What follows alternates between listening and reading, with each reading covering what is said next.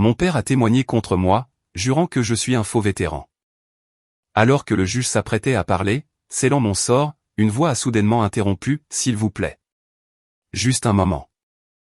Il existe une douleur particulière, celle qui naît du doute exprimé par la personne qui vous a élevé. Pas de la colère, pas du choc, juste ce vide abyssal qui s'installe lorsqu'on réalise que l'amour n'a jamais été synonyme de respect. Pendant des années, j'ai baissé la tête, tout fait dans les règles, espérant qu'un jour il me regarderait et verrait autre chose qu'une déception. Mais dans ce prétoire, quand mon père s'est levé, a pointé son doigt droit sur moi et a dit au juge, « Elle ment. Elle n'a jamais servi », j'ai senti quelque chose prendre fin. Ce n'était pas notre relation, moribonde depuis des années. C'était mon silence. Car à cet instant, j'ai su que la fille qu'il pensait pouvoir briser avait disparu. Et l'homme qui m'avait enseigné l'honneur était sur le point d'apprendre sa véritable signification. Je n'aurais jamais pensé que la première voix à m'accuser viendrait de l'homme qui m'avait appris à parler.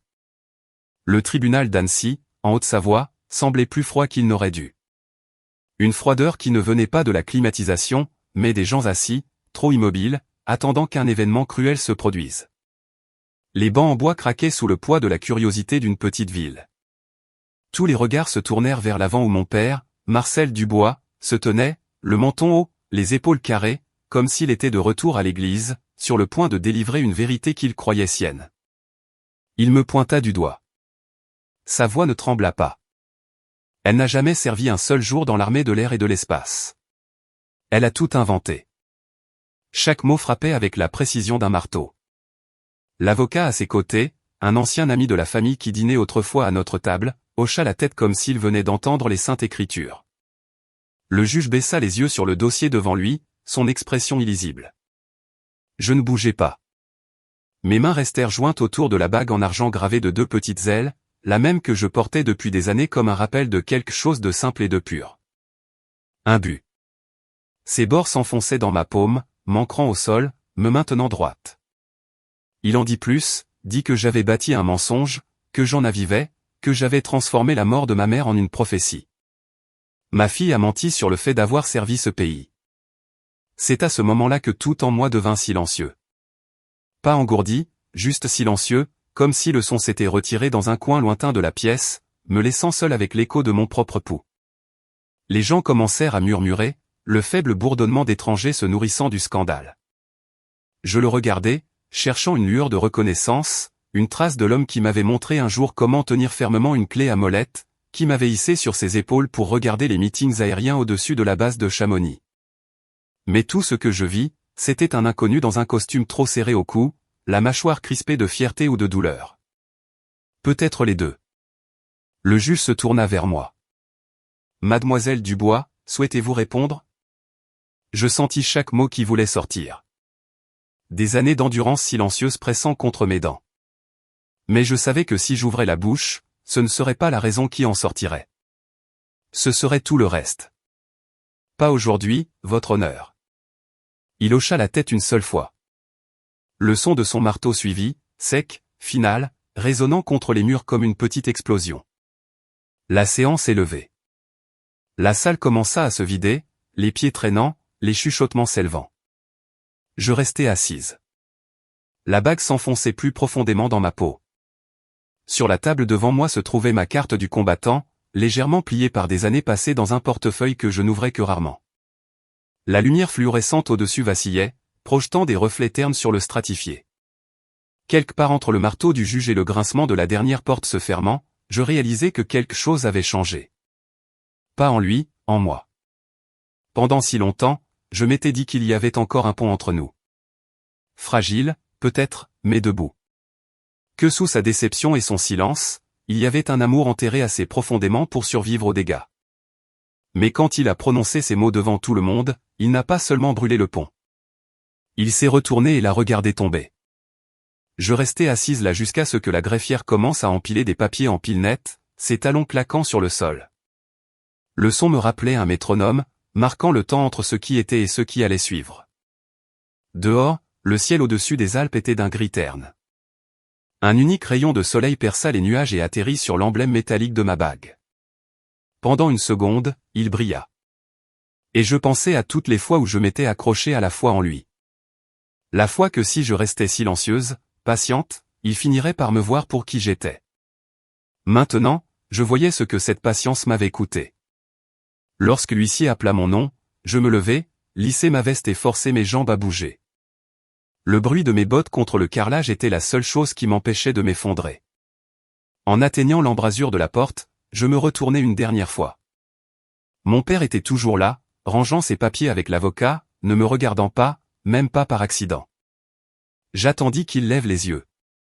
Il ne le fit pas. C'est à ce moment-là que le poids des années s'installa. Toutes les petites coupures de sa désapprobation, les rejets silencieux, la façon dont il n'avait jamais demandé comment j'avais survécu aux épreuves que j'avais traversées, chacune s'additionnant jusqu'à maintenant. Quand il a finalement transformé ses doutes privés en accusations publiques, l'air du tribunal sentait encore la poussière et le vieux vernis. Quelque part au-dessus de moi, le ventilateur de plafond tournait lentement, brassant le même air vicié que je respirais depuis l'enfance. Comment en étions-nous arrivés là?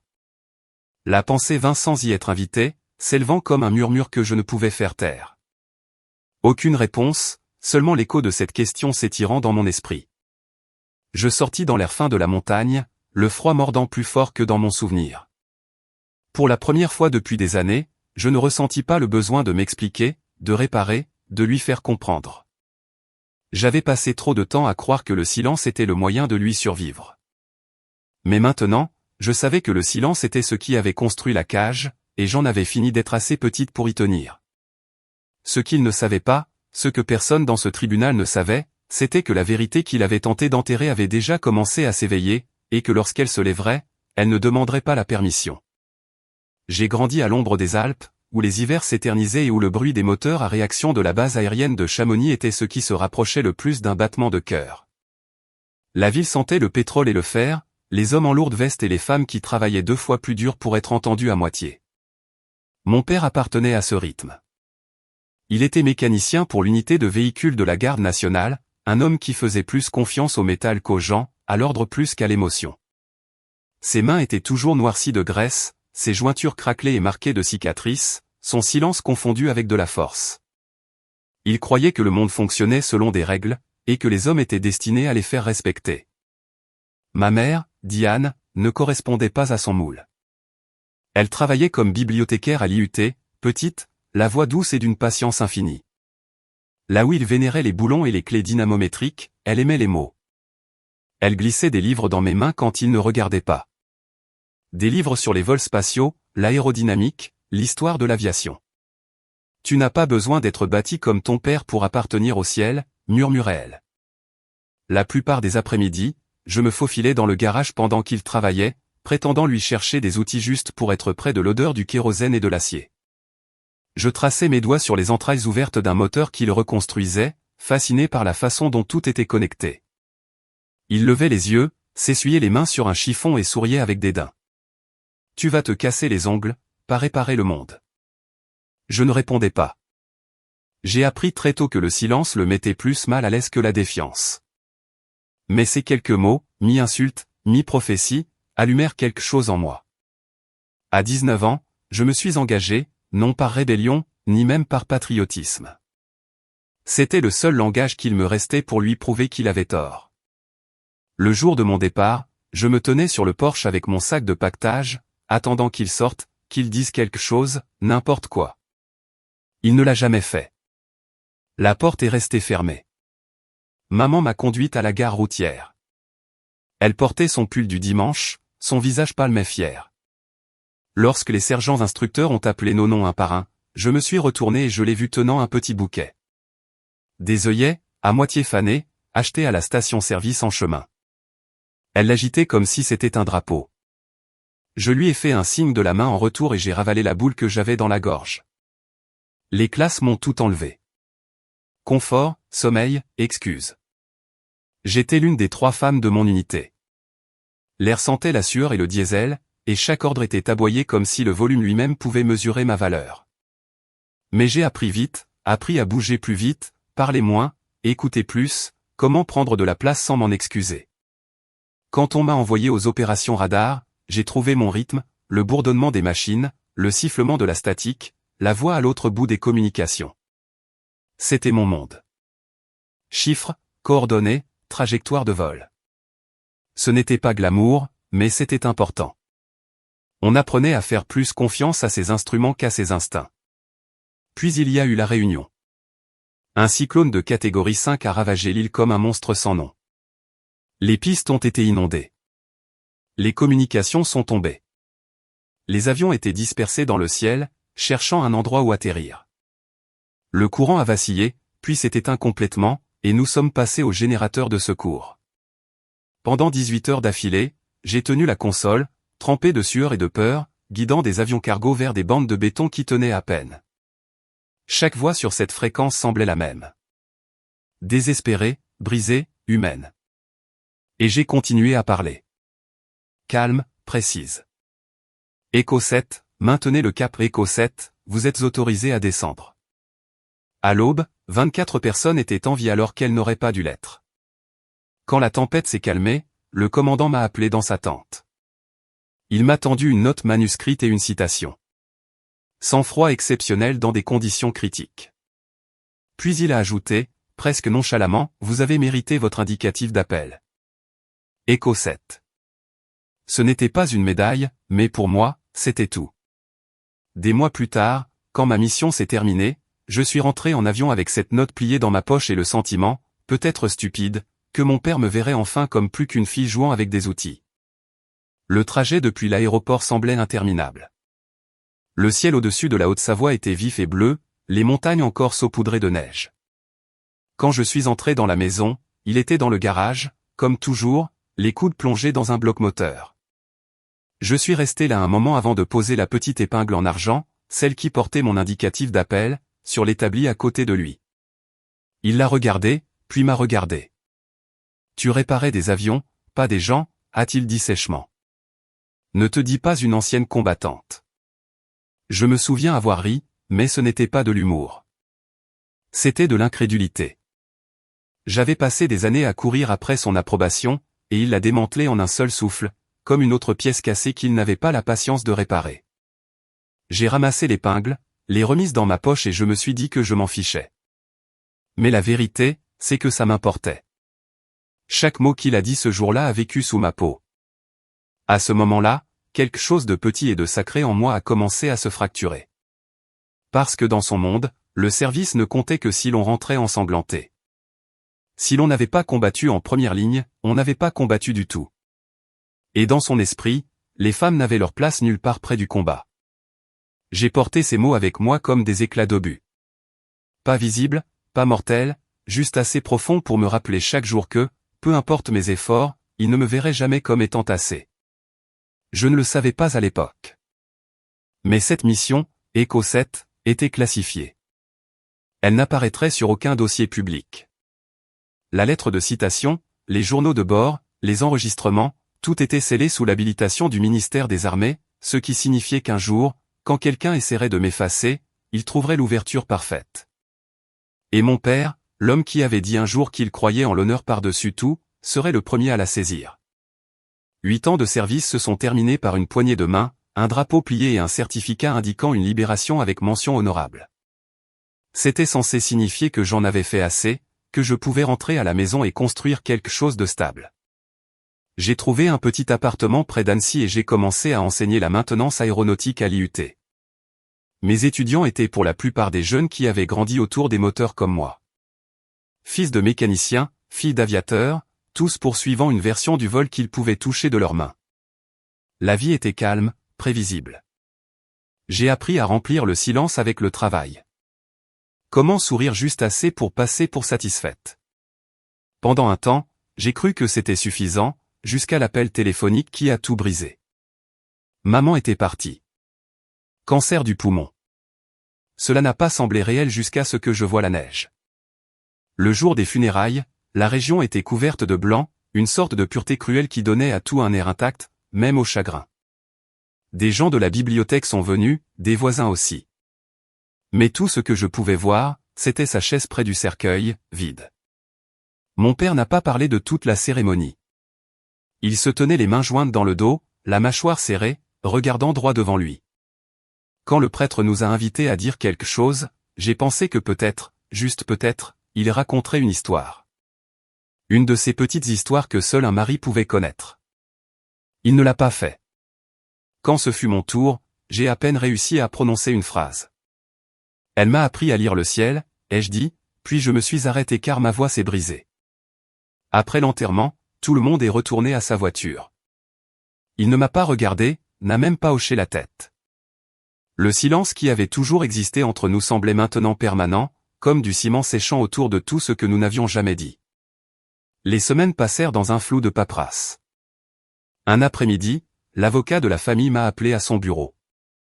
Le radiateur bourdonnait faiblement contre le froid de l'hiver alors qu'il me tendait le testament. Maman avait laissé la maison et un modeste compte d'épargne. Mon nom était sur les deux. Elle avait ouvert ce compte des années plus tôt, quand je m'étais engagé. Chaque mois, j'envoyais de l'argent à la maison pour ses traitements, et chaque mois, elle refusait d'en dépenser un centime, jusqu'à sa mort. Je ne savais pas si je devais pleurer ou la maudire de l'avoir épargnée. Quelques jours plus tard, une lettre de l'Office national des anciens combattants et victimes de guerre, ONAC, est arrivée dans ma boîte aux lettres. Approbation de l'allocation pour aidant familial. Une petite allocation accordée aux militaires qui avaient pris soin d'un membre de leur famille en phase terminale. Ce n'était pas grand-chose, mais c'était comme une reconnaissance, le genre qui ne vient pas des médailles ou des applaudissements. Ce soir-là, j'ai posé la lettre sur la table de la cuisine. Le papier était encore impeccable, l'encre nette. Je l'ai laissé là pour que mon père la lise quand il passerait. Je pensais qu'il serait peut-être fier que quelque chose que j'avais fait, quelque chose de mes années de service, ait aidé à prendre soin de maman. Il est arrivé 1 heure plus tard, ses bottes laissant des traces de neige sur le carrelage. Je lui ai parlé de la lettre de l'ONAC, de ce qu'elle signifiait.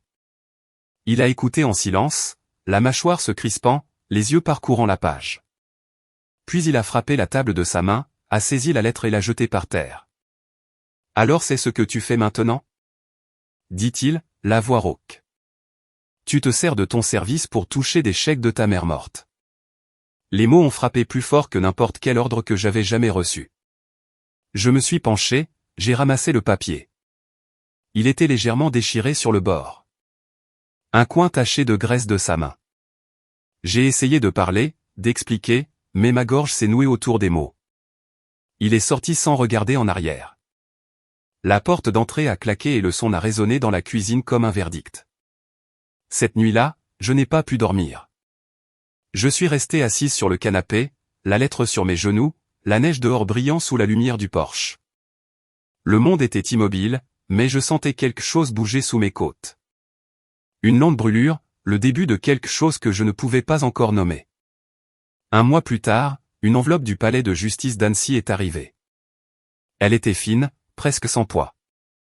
Je l'ai ouverte, ne m'attendant à rien de plus qu'un autre formulaire juridique concernant la succession de maman. Ce n'en était pas un. À l'intérieur se trouvait une assignation en justice. Mon père avait déposé une plainte. Représentation frauduleuse du statut d'ancien combattant à des fins de gains financiers personnels. J'ai fixé les mots jusqu'à ce qu'ils deviennent flous. Sous les accusations tapées, une petite section listait les coordonnées du plaignant. C'était là. Marcel Dubois, Garage Dubois et Fils. Pendant un long moment, je suis resté assise là, le papier tremblant entre mes doigts. Le radiateur cliquetait doucement derrière moi. Et quelque part au loin, une déneigeuse raclait la route. Le monde continuait, ignorant que le mien venait de s'effondrer. Il ne s'agissait pas d'argent. Il n'en avait jamais été question. Il s'agissait de preuves, de contrôle, de la version de moi dont il avait besoin pour exister afin de rester entier. J'ai essayé de me dire que ce ne pouvait pas être lui, que peut-être quelqu'un d'autre l'y avait poussé. Mais je savais que non. J'avais déjà vu ce regard. Le même qu'il y a des années, quand je lui avais montré l'épingle de l'armée de l'air. Quand il m'avait dit de ne pas me considérer comme une ancienne combattante. J'ai plié la lettre soigneusement, les glissé dans l'enveloppe et les posé sur le comptoir. Mes mains ne cessaient de trembler. Cette nuit-là, j'ai trouvé la vieille Bible de famille sur l'étagère, celle que maman gardait cachée sous le tiroir de son tablier. Elle y avait griffonné des notes, des recettes, des rappels, des bribes d'espoir. Sur l'une des dernières pages, de son écriture bouclée, j'ai trouvé une ligne que je n'avais jamais remarquée auparavant. Sois bonne même quand cela te coûte. J'ai fermé le livre, les presser contre ma poitrine et j'ai réalisé à quel point cette bonté lui avait coûté, à quel point elle me coûtait maintenant. J'ai pensé à mon père, assis quelque part en ville, probablement à la même table de cuisine, le même silence entre nous, se convainquant qu'il avait raison, qu'il protégeait sa mémoire ou qu'il me punissait pour quelque chose qu'il ne pouvait se pardonner. Je voulais le haïr. Vraiment. Mais la haine demande de l'espace. Et je n'en avais plus. Tout ce que j'avais, c'était l'incrédulité qu'un homme puisse détruire son propre sang juste pour garder sa fierté intacte. Je suis allé à la fenêtre, j'ai regardé la neige qui tombait encore sous le lampadaire et j'ai murmuré à personne, « Tu as déjà pris assez. Papa, ne prends pas ça aussi. » Mais au fond de moi, je savais qu'il l'avait déjà fait. Et ce que ni l'un ni l'autre ne réalisions encore, c'est que ceci, ce simple acte de trahison, serait la chose qui changerait tout. Ce n'est pas la maladie qui a tué ma mère qui a brisé notre famille. C'est le silence qui l'a suivi, celui qui attend des années son tour pour détruire autre chose. Je pensais avoir appris à vivre avec le doute. C'était quelque chose que je portais depuis l'enfance. Silencieux, invisible, comme un bruit de fond. Mais rien ne vous prépare au genre de silence qui vient d'un système effaçant votre vie, une ligne à la fois. La première fois que je l'ai vu, j'ai cru que c'était un bug. Sur le portail de l'ONAC, sous bêta de service, mon écran a clignoté 2 fois avant de s'arrêter sur un résumé court et stérile. Historique de service 2005 à 2012. Aucun déploiement actif confirmé. J'ai fait défiler la page encore et encore, m'attendant à ce que quelque chose se charge, un fichier manquant, un onglet caché, n'importe quoi. Mais les 2 années qui comptaient le plus, les années où j'avais servi sous l'indicatif d'appel Echo 7, avaient disparu. J'ai rafraîchi la page jusqu'à ce que le curseur cesse de clignoter, comme si la base de données elle-même avait décidé que mon service n'existait pas. Mon cœur battait lentement et lourdement, comme si quelque chose se brisait en moi et que j'attendais juste d'entendre le bruit. Le lendemain matin, je me suis rendu au bureau de l'ONAC dans le centre d'Annecy. La salle d'attente sentait le café brûlé et l'air recyclé. Les murs étaient tapissés d'affiches délavées sur les avantages pour les anciens combattants. Quand mon numéro a été appelé, je me suis assise en face d'une employée d'âge moyen aux yeux fatigués. Elle a tapé rapidement, puis a froncé les sourcils. « Quelqu'un a demandé un audit de vérification sur votre dossier le mois dernier », a-t-elle dit, tournant légèrement le moniteur vers moi. La demande provenait de cette adresse. Le numéro de fax imprimé sur le papier m'était familier. Je l'ai regardé, essayant de donner un sens aux lettres. Garage Dubois et Fils. Pendant une seconde, mon cerveau a refusé de faire le lien. Puis il l'a fait. Le garage de mon père, son nom, son email. L'employé a dit autre chose, mais je ne l'ai pas entendu. J'ai hoché la tête, pris la copie qu'elle a imprimée et suis sorti sur le parking où le vent transperçait ma veste. Mes mains tremblaient, le papier frémissant entre elles comme s'il savait déjà ce que je ne voulais pas admettre. Ce soir-là, je suis retourné à la vieille maison en bois où j'avais grandi. La lumière du garage était toujours allumée, comme elle l'avait toujours été, cette douce lueur jaune contre l'obscurité. Il était là, s'essuyant les mains sur un chiffon, penché sur un bloc moteur. Pendant un instant, je suis resté dans l'embrasure de la porte, à le regarder. « C'est toi qui as fait ça ?» ai-je finalement demandé, ma voix plus basse que je ne l'avais prévu. Il n'a pas levé les yeux. « J'ai demandé la vérité », a-t-il dit. « Si tu as servi, prouve-le. » J'ai senti quelque chose se tordre en moi. Pas encore de la colère, juste de l'incrédulité. Tu étais censé croire en moi. La croyance ne répare pas les mensonges. Les mots ont atterri plus lourdement que le son qu'ils ont fait. Il l'a dit comme si de rien n'était, comme si nous nous disputions à propos d'un outil qu'il ne trouvait pas.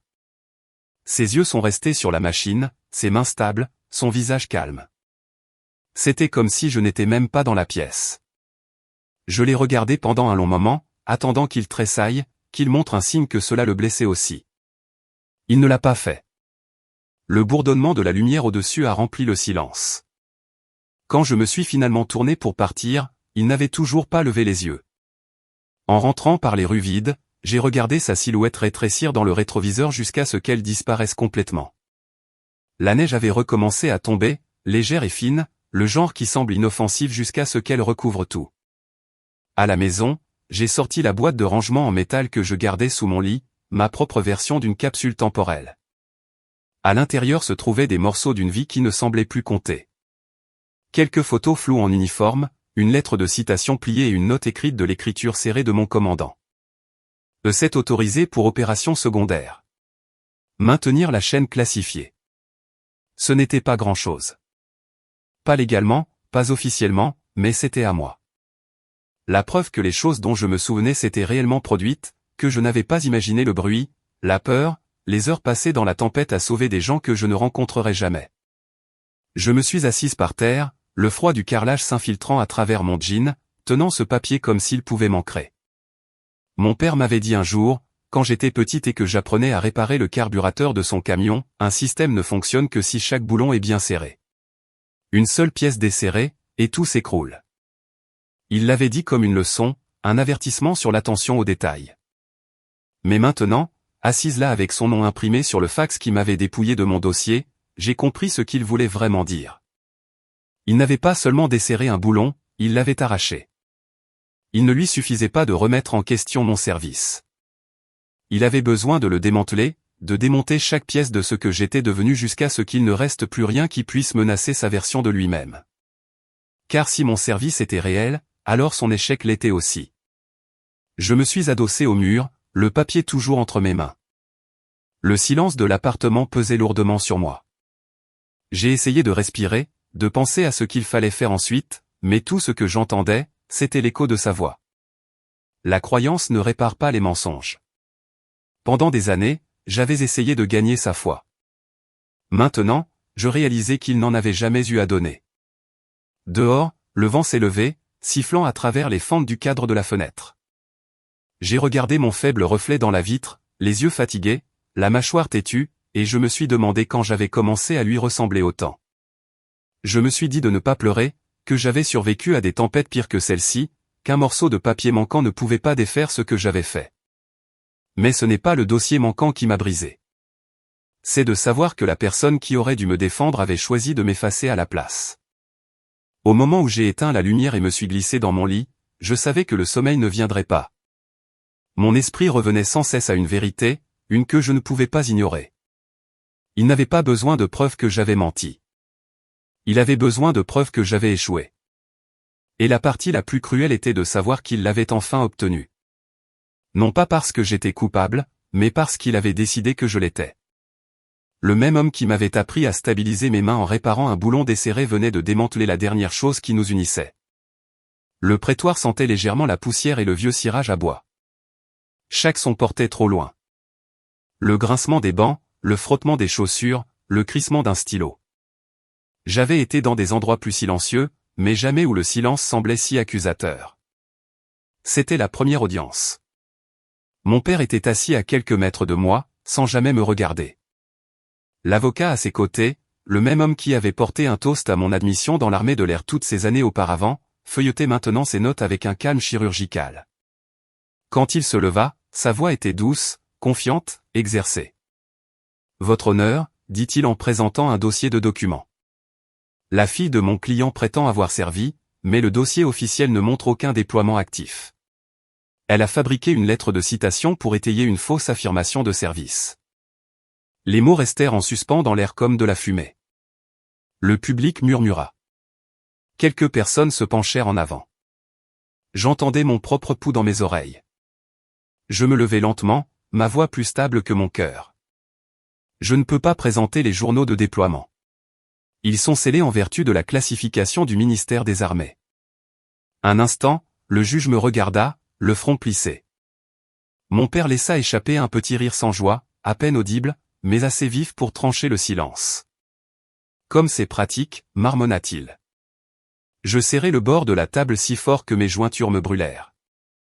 Chaque instinct me criait de hurler, de leur dire ce que cette mission avait coûté, de lui rappeler que j'avais passé 18 heures sans sommeil à maintenir des hommes en vie dans un cyclone pendant qu'il était à la maison à changer des bougies d'allumage.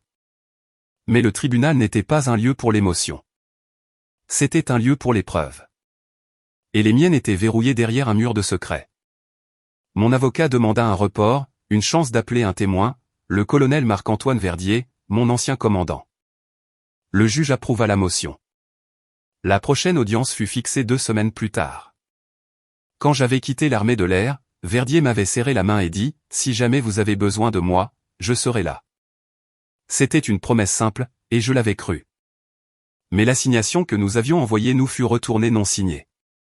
Pas d'adresse de suivi, pas de message, rien. La nuit précédant la nouvelle audience, j'ai à peine dormi. J'ai rêvé de statique, celle qui bourdonne dans une radio avant qu'une voix ne perce. Écho 7, vous me recevez. Je m'entendis répondre, calme et automatique. Bien reçu. Puis vint sa voix, stable, autoritaire, un souvenir plus qu'un son. Tenez votre ligne. Je me suis réveillé le cœur battant à tout rompre et la pluie tapant fort contre la fenêtre. La tempête dehors reflétait celle dans ma poitrine. J'ai allumé la lampe. Sur le bureau à côté se trouvait mon épingle de l'armée de l'air. Les petites ailes d'argent ternies par l'âge. J'ai passé mon pouce dessus, et pour la première fois depuis longtemps, elle me parut lourde, froide. Au matin, la pluie n'avait pas cessé. Les marches du palais de justice étaient glissantes, le genre de matin gris qui rendait tout flou sur les bords. À l'intérieur, les mêmes visages attendaient. Le juge, les avocats, le même public d'étrangers venus assister à la déchirure d'une famille. La dernière rangée était vide. Pas de colonel Verdier, pas de lettres, pas de miracle. Quand le juge a ouvert la séance, je savais déjà comment cela allait se passer. L'avocat de mon père a exposé ses arguments avec la confiance d'un homme qui avait déjà gagné. Il a passé en revue chaque morceau de papier comme s'il dirigeait un orchestre, accusation après accusation, polie et répétée. Il a terminé par une phrase calme et mesurée. La charge de la preuve incombe à la défenderesse. Le juge a hoché la tête.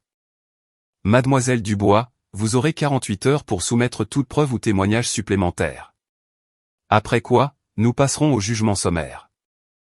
Je voulais leur dire que certaines choses ne pouvaient pas être prouvées sur papier, que l'honneur n'était pas quelque chose que l'on classait ou que l'on notariait, mais au lieu de cela, j'ai simplement hoché la tête. La main de mon avocat a frôlé la mienne, un rappel silencieux de rester calme. Quand ce fut terminé, j'ai rassemblé mes documents et je suis sorti, ignorant les regards curieux du public. Mon père était toujours assis quand je suis passé devant lui, la tête baissée, rangeant des papiers en une pile nette. J'ai attendu qu'il lève les yeux, mais il ne l'a pas fait. Dehors, la pluie tombait plus fort. Elle a trempé mon manteau avant que j'atteigne le bas des marches du palais de justice. Le froid me mordait la peau, mais j'ai continué à marcher, chaque pas résonnant sur la pierre comme un petit défi. Quelque part derrière moi, une porte s'est ouverte.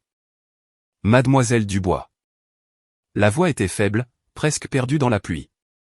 Je me suis retourné, le cœur bondissant, espérant, attendant le voir. Le colonel Verdier, peut-être arrivé trop tard, mais arrivé quand même. Mais il n'y avait qu'un homme dans un manteau sombre au bout du couloir, son visage caché par le bord de son chapeau. Il s'est arrêté comme s'il décidait de s'approcher, puis s'est retourné et a disparu dans le couloir. Je suis resté là un long moment, le regardant partir jusqu'à ce que la porte se referme. Puis je suis allé à ma voiture, l'eau dégoulinant de mes cheveux, mes mains tremblant alors que je cherchais mes clés. Quand je me suis finalement assise à l'intérieur, le bruit de la pluie contre le pare-brise s'est intensifié, noyant tout le reste. J'ai appuyé mon front contre le volant et j'ai laissé le calme s'installer. Il y a des moments où même le chagrin est trop grand pour les larmes. C'en était un. Quelque part, mon dossier avait disparu. Mon témoin s'était évanoui. Mon père m'avait transformé en ennemi, et la seule personne qui restait pour me défendre, c'était moi.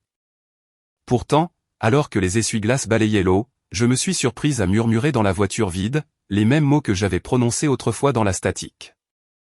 Tenez votre ligne. La tempête dehors ne s'est pas calmée. Moi non plus. 2 semaines plus tard, l'audience finale a commencé.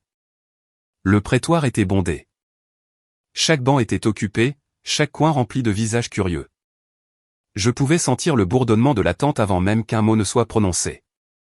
Des journalistes attendaient avec leurs appareils photo en position. Le moulin à rumeurs de la petite ville avait déjà transformé ma vie en spectacle. Le titre aurait pu s'écrire de lui-même, une femme de la région accusée par son propre père d'usurpation du statut de combattant. J'avais choisi de porter mon vieil uniforme. Le tissu bleu était délavé. Les plis plus souples après des années passées pliés, mais je l'avais repassé jusqu'à ce que chaque couture soit droite. L'épingle en argent de l'armée de l'air brillait sous les lumières du tribunal. Je ne portais pas les médailles. Je n'en avais pas besoin. Je n'étais pas venu pour prouver que j'étais héroïque, seulement honnête.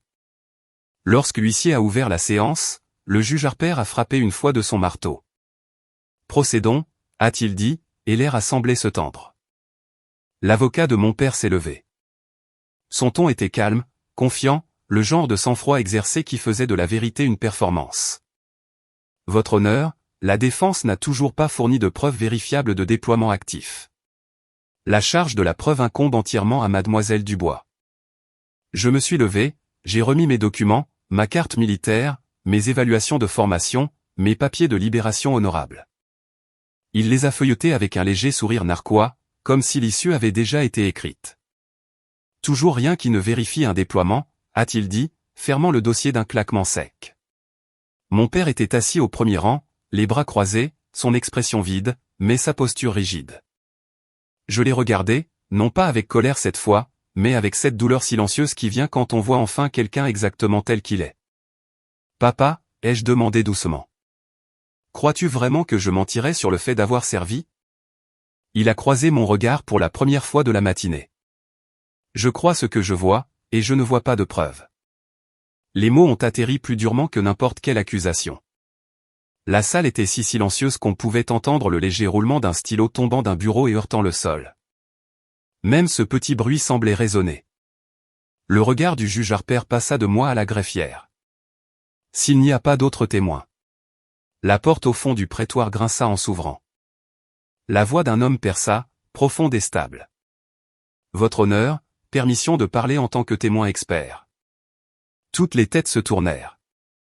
Une grande silhouette s'avança de la foule, larges épaules, cheveux argentés aux tempes, la posture indubitable de quelqu'un qui a passé des décennies en uniforme. Il portait une mallette en cuir et une autorité tranquille qui fit taire les chuchotements. Le juge haussa un sourcil. « Colonel, vous n'étiez pas listé comme témoin. » L'homme s'approcha de la barre, sortant une carte d'identité de sa veste. « Colonel Marc-Antoine Verdier, armée de l'air et de l'espace, à la retraite. » Un instant, j'ai oublié comment respirer. Je ne l'avais pas vu depuis des années. Pas depuis la Réunion. Pas depuis la nuit où nous avions sauvé ces avions de la tempête. Non, monsieur, continua-t-il. Je n'étais pas listé, mais j'apporte des preuves que le tribunal n'a pas vues. Mon père se leva brusquement. C'est absurde. Il n'a aucun droit. Le marteau du juge Harper s'abattit avec force. Monsieur Dubois, asseyez-vous ou je vous fais l'expulser. L'énergie dans la pièce changea. Le doute fit place à la tension, et la tension à un espoir vif, presque tangible. Le colonel Verdier ouvrit sa mallette et en sortit un épais dossier relié par une couverture rouge estampillée d'un seul titre en gras, Document déclassifié, Opération Refuge Austral. Il le posa soigneusement sur le banc du juge. Le sergent Béatrice Dubois, indicatif d'appel Écho 7, a été déployé dans le cadre de l'opération Refuge Austral, une mission de secours humanitaire classifiée sous la protection du ministère des Armées jusqu'à cette année. Pendant une seconde, je ne pus bouger. Mon esprit rejouait la tempête, les appels radio frénétiques, les visages que je n'avais jamais oubliés. Tout me revint en mémoire. Les 18 heures qui m'avaient défini, maintenant réduites à un seul document que personne n'avait été autorisé à voir jusqu'à présent. Le public éclata en chuchotements. L'avocat de mon père tenta de se reprendre, sa voix plus aiguë qu'auparavant. Nous avons besoin d'une vérification de l'authenticité. Le colonel Verdier hocha la tête une fois, imperturbable. Voici la lettre de citation signée, copie originale, et une note manuscrite du commandant de la mission confirmant ses actions. Il posa les deux sur la table devant le juge.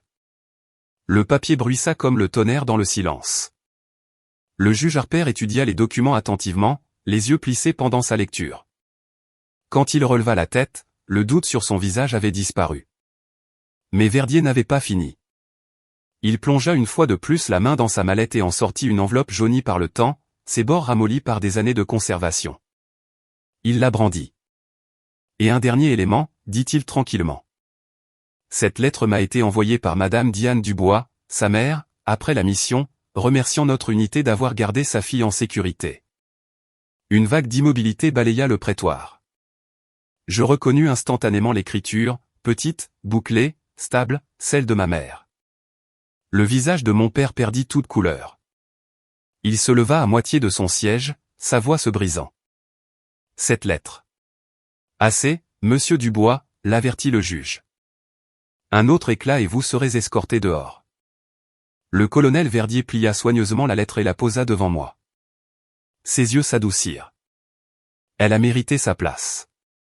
Votre honneur, les dossiers et les mots de sa mère le confirment tous deux. Je ne pouvais pas parler. Le papier tremblait entre mes mains.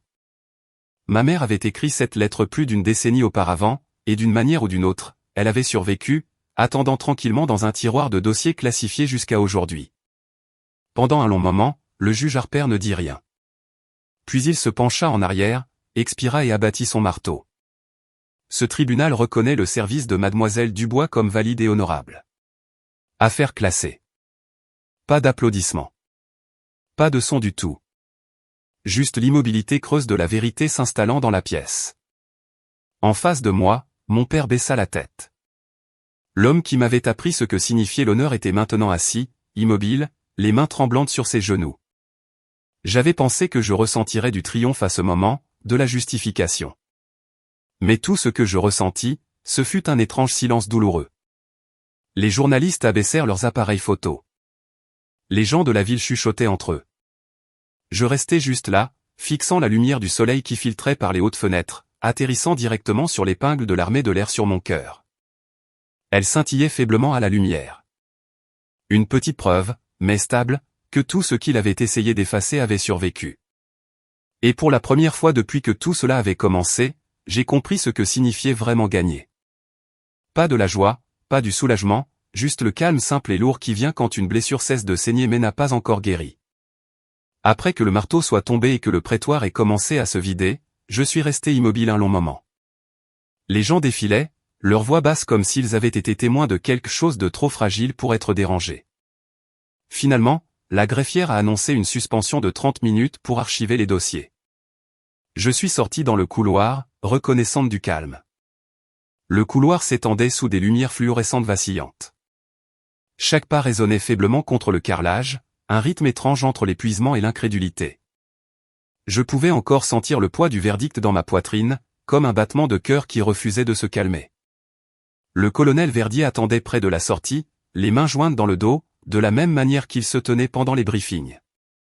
Un instant, j'ai failli ne pas le reconnaître sans son uniforme. Il m'a adressé un petit sourire quand nos regards se sont croisés. « Vous n'étiez pas obligé de venir », ai-je dit doucement. « Si, je l'étais », a-t-il répondu, et la fermeté de sa voix m'a ancré. « La lettre de votre mère m'est parvenue juste avant que je ne prenne ma retraite. Elle m'a demandé de la garder. Elle a dit, un jour, elle en aura peut-être besoin. » Ma gorge s'est nouée. J'ai mordu ma lèvre pour ne pas pleurer. « Je pensais que vous m'aviez oublié. » Il a secoué la tête. Personne n'oubliait Cosette. Quelque chose dans sa façon de le dire a brisé le mur que j'avais construit autour de moi. Pendant des années, j'avais porté mon service seul, incertaine même de sa valeur. L'entendre le dire comme un fait, comme si mon nom signifiait encore quelque chose, l'a rendu réel à nouveau. Il a posé une main sur mon épaule, sa poigne ferme et chaude. « Votre père, » a-t-il dit tranquillement. « Ce n'est pas votre ennemi. C'est juste un homme qui ne sait jamais pardonner. » J'ai dégluti difficilement. « Pensez-vous qu'il me pardonnera un jour ?» Il m'a regardé avec une douceur qui n'avait pas besoin de mots. « Il n'a pas besoin de le faire. Vous lui avez déjà pardonné en vous présentant ici. » C'était ça. Le moment où j'ai senti quelque chose changer en moi. Pas une libération, pas un soulagement, juste de la compréhension. Pour la première fois depuis des mois, je n'étais pas en colère. J'étais simplement fatigué et libre. Quand je suis sorti au soleil, une foule s'était rassemblée sur les marches du palais de justice. Des journalistes pointaient des microphones vers moi, criant des questions qui se ressemblaient toutes. « Mademoiselle Dubois, qu'est-ce que ça fait d'être innocentée ?» J'ai fait une pause, le bruit se fondant en un long bourdonnement. « Il ne s'agit pas d'être innocenté, » ai-je finalement dit. « Il s'agit de se souvenir de la raison pour laquelle nous servons. » Des flashs ont crépité, aveuglant pendant une seconde. Je me suis détourné. De l'autre côté de la rue, j'ai vu mon père. Il ne me regardait pas. Son regard était fixé quelque part sur le sol. Ses épaules légèrement voûtées, les mains enfouies profondément dans les poches de son manteau. L'homme qui se tenait autrefois plus grand que quiconque que je connaissais semblait soudain plus petit, plus silencieux, plus vieux. Je voulais l'appeler, combler l'espace entre nous, mais ma gorge s'est nouée. Il n'a pas levé les yeux, et je n'ai pas bougé. Nous sommes restés là, séparés par une simple portion de route et des années d'incompréhension. Puis, lentement, il s'est retourné et s'est éloigné. Je l'ai regardé disparaître dans la foule de l'après-midi, sa silhouette se fondant dans le mouvement des étrangers. Nous allions maintenant dans des directions opposées, mais pour la première fois, je savais que nous portions tous les deux la même chose. La lettre qui avait survécu à tout le reste. Ses mots, sa foi, son amour assez fort pour durer plus longtemps que le silence. Et d'une certaine manière, c'était suffisant. La pluie a commencé comme un murmure, le genre qui laisse à peine une marque sur votre manteau jusqu'à ce que vous réalisiez que vous êtes trempé. Je suis sorti du palais de justice dans le froid du début mars. Le vent des Alpes balayait les marches comme un avertissement. Derrière moi, des voix s'élevaient, des journalistes criant des questions, des appareils photo crépitants, une douzaine d'étrangers essayant de capturer une histoire qu'ils ne comprendraient jamais vraiment. Leurs mots se sont fondus en un bruit parasite. Tout ce que j'entendais, c'était mon cœur. Lent, régulier, étranger dans son calme.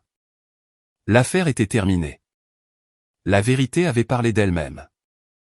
Justice, diraient les gens, justification, clôture, mais aucun de ces mots ne semblait réel. L'honneur, une fois restauré, me paraissait plus lourd que dans mon souvenir. Comme une pierre que j'avais été forcé de porter en haut d'une colline, pour réaliser seulement que le poids ne s'allégeait pas une fois arrivé au sommet. Je me suis retrouvé à marcher sans but jusqu'à ce que j'atterrisse au petit café que ma mère aimait tant. Il sentait encore le pain et la cannelle, les mêmes tasses ébréchées alignées sur l'étagère du fond. Je me suis assise à sa table préférée, celle près de la fenêtre où la lumière était douce le matin. La serveuse m'a apporté une tasse que je n'avais pas demandée. Je l'ai laissée intacte, la vapeur s'enroulant dans l'air. Dehors, la pluie traçait de fines rivières sur la vitre, brouillant le monde en forme et en couleur. Dans le reflet, j'ai vu une femme qui venait de gagner son procès, mais le visage qui me fixait n'avait pas l'air victorieux. J'ai pensé à mon père, à la façon dont il était resté assis pendant le verdict, rigide, silencieux, impassible, comme si rester immobile pouvait empêcher sa fierté de s'effondrer. Il ne m'a pas regardé une seule fois. Et soudain, je me suis souvenu d'un autre jour, il y a des années, debout avec lui au meeting aérien du département. Je ne devais pas avoir plus de 12 ans. Il avait pointé le ciel vers une formation de jets traçant des lignes blanches dans le bleu et avait dit « Tu vois ça ? C'est à ça que ressemble le vrai service. » À l'époque, je pensais avoir compris ce qu'il voulait dire. Maintenant, je n'en étais plus si sûr, car j'avais été là, dans ce ciel. J'avais vécu dans le rugissement et le silence radio, dans l'espace entre la peur et le devoir.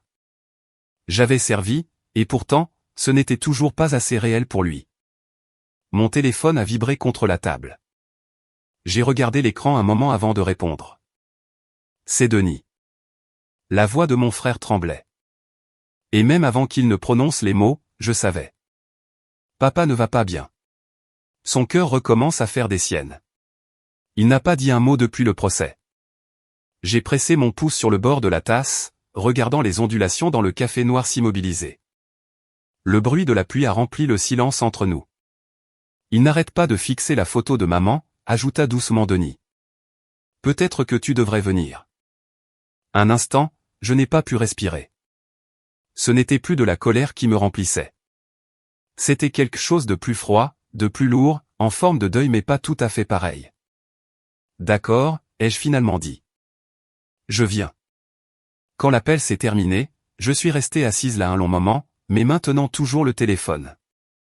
J'ai regardé les feux de circulation se refléter sur le trottoir mouillé. Des traînées rouges et blanches coupant le gris. Sur la table à côté de moi, mon épingle de l'armée de l'air a capté la lueur d'une voiture qui passait. Le métal a brillé une brève seconde, vif, net, presque beau, puis s'est estompé dans l'ombre. Cette lumière m'a semblé être la vérité elle-même. Fugace, durement gagnée, mais trop froide pour vous réchauffer une fois qu'elle est vôtre. J'ai laissé le café intact. Dehors, la pluie s'était transformée en bruine. J'ai resserré mon manteau et j'ai commencé à marcher vers ma voiture, le bruit de mes bottes résonnant sur le pavé mouillé. Quelque part au loin, le tonnerre a grondé bas contre les montagnes. La justice avait été rendue, oui, mais la justice n'avait rien à dire sur l'amour. Et alors que je conduisais vers l'horizon gris, la route serpentant vers la maison où je m'étais juré de ne jamais retourner, j'ai réalisé quelque chose que je n'avais pas osé admettre jusqu'alors. Parfois, la victoire n'apporte pas le silence parce qu'elle est paisible. Elle apporte le silence parce qu'il n'y a plus rien à dire. Au moment où je suis arrivé chez lui, la pluie avait cessé. L'air nocturne portait cette odeur froide et propre qui vient toujours après une tempête, comme si le monde avait été rincé mais pas renouvelé. La lumière du porche était toujours allumée, vacillant faiblement, projetant des ombres pâles sur les marches familières. Je suis resté là un instant, la main suspendue au-dessus de la porte avant de la pousser. À l'intérieur, l'air était épais de silence, le genre de silence qui n'est pas paisible, juste lourd. Je pouvais entendre le doux tic-tac de l'horloge sur le mur, chaque seconde s'étirant un peu trop longtemps. Mon père était assis dans son fauteuil usé, face à l'écran de télévision sombre. La lumière d'une seule lampe attrapait l'argent dans ses cheveux, mais ses yeux regardaient ailleurs.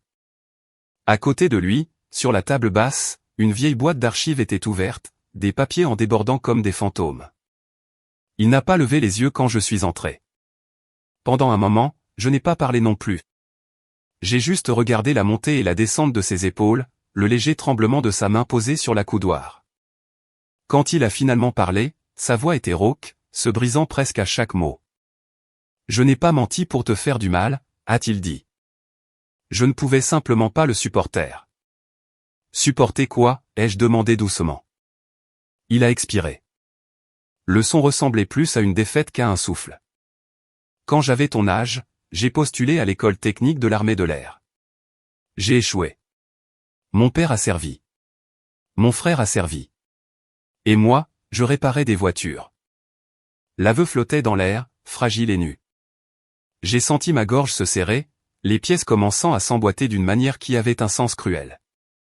Alors tu m'as puni pour avoir fait ce que tu ne pouvais pas faire. Il ne m'a pas regardé, il a juste fixé le vide, les yeux brillants sous la lumière de la lampe. Je me suis dit que tu n'avais pas servi, parce que si tu l'avais fait, ça voulait dire que j'étais un lâche. Le silence a suivi, assez longtemps pour faire grincer la vieille maison. Le vent pressait contre les fenêtres, mais même ce son semblait prudent, craignant d'interrompre. « Tu m'as fait mal, papa » ai-je finalement dit, ma voix tremblant plus que je ne l'aurais voulu. Mais je comprends maintenant. Tu n'essayais pas de m'effacer. Tu essayais d'effacer ton échec. Pour la première fois, ses yeux ont rencontré les miens, rouges, humides, sans défense. J'avais passé des années à vouloir qu'il me regarde de cette façon.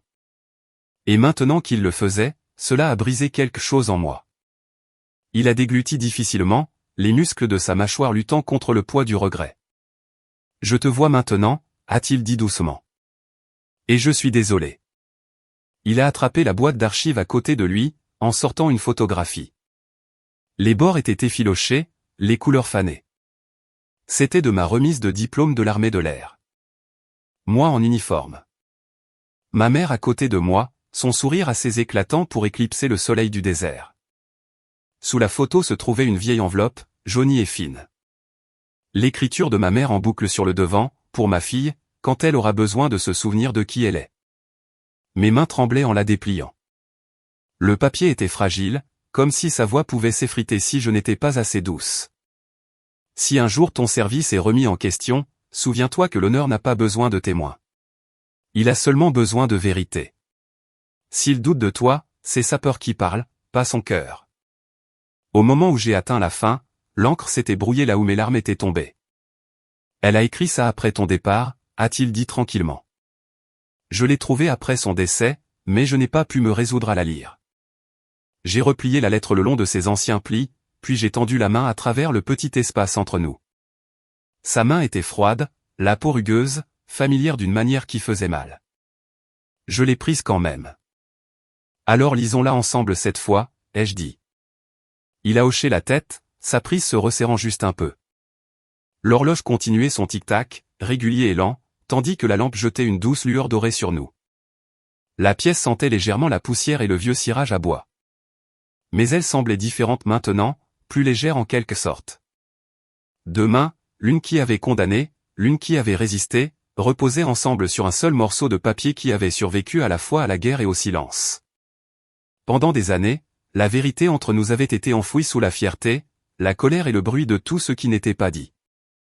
Mais dans ce moment de calme, j'ai compris quelque chose que ma mère devait savoir depuis le début. Le pardon n'a pas besoin d'être prononcé à voix haute pour exister. Il a juste besoin de deux personnes prêtes à rester dans la même pièce assez longtemps pour le trouver. Le vent dehors s'est calmé, frôlant doucement la maison comme pour signifier son approbation. J'ai regardé à nouveau la lettre, ces mots. Simple, certain, inébranlable. Et j'ai réalisé qu'elle ne l'avait pas écrite pour moi seul. C'était pour lui aussi. Pour nous deux. Une confession pour une fille qui doutait de sa valeur et une miséricorde pour un homme qui ne s'était jamais pardonné.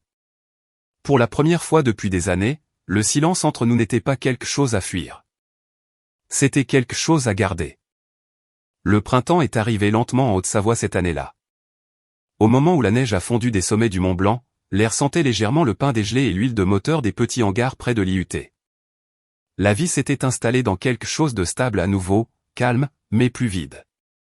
Quand je suis retourné au travail, le premier matin du nouveau semestre semblait différent.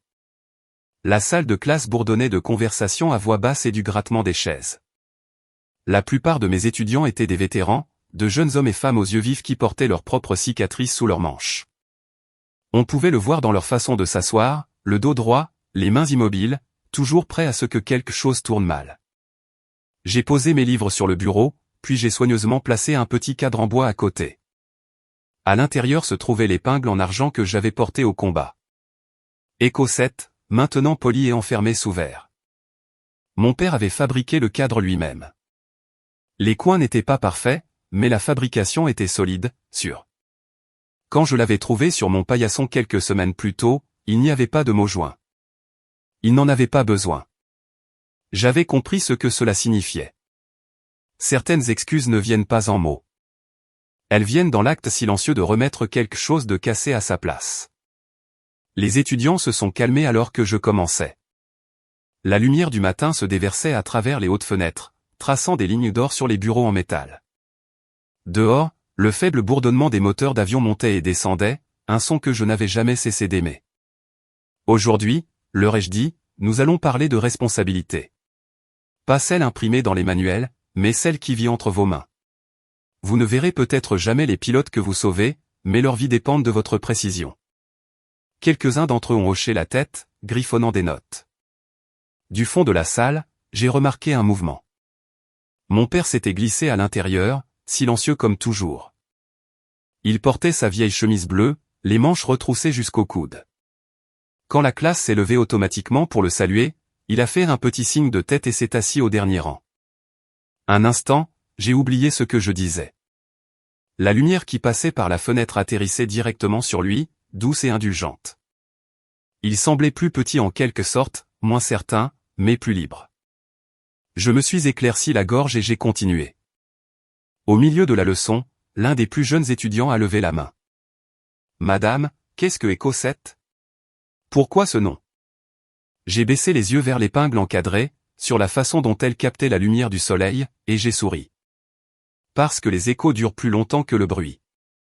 La classe est restée silencieuse un instant.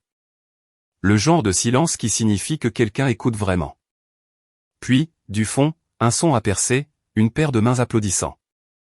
Mon père. Il s'est levé en le faisant, ses yeux brillant de quelque chose qui ressemblait beaucoup à de la fierté. Le reste de la classe a suivi, remplissant la pièce d'applaudissements qui ressemblait moins à une célébration qu'à une reconnaissance. Je n'ai pas parlé. J'ai juste hoché la tête une fois et souri. Après le cours, les étudiants sont sortis un par un jusqu'à ce qu'il ne reste plus que nous deux. Il a attendu près de la porte, les mains dans les poches, cette incertitude familière adoucissant ses épaules. Nous sommes sortis ensemble dans l'air vif du printemps. Le vent portait l'odeur du kérosène de la piste d'atterrissage voisine, se mêlant à la douceur des nouvelles feuilles. « Ta mère aurait été fière », a-t-il dit tranquillement. J'ai croisé son regard, la douleur dans ma poitrine maintenant chaude au lieu d'être vive. « Elle l'est toujours », ai-je répondu. Il a hoché la tête, sa main rugueuse et usée par le travail reposant sur mon épaule. Le geste était simple, mais il portait le poids de toutes les excuses qu'il n'avait jamais prononcées. Nous sommes restés là un moment, aucun de nous n'ayant besoin de combler le silence. Les arbres se balançaient doucement dans le vent, et quelque part au-dessus, un avion a traversé le ciel, laissant une traînée pâle qui s'estompait lentement dans le bleu. Il m'est alors venu à l'esprit que certaines choses, l'honneur, l'amour, le pardon, ne disparaissent pas avec le temps. Elles résonnent. Et pour la première fois depuis des années, l'écho ne faisait pas mal. Il chantait.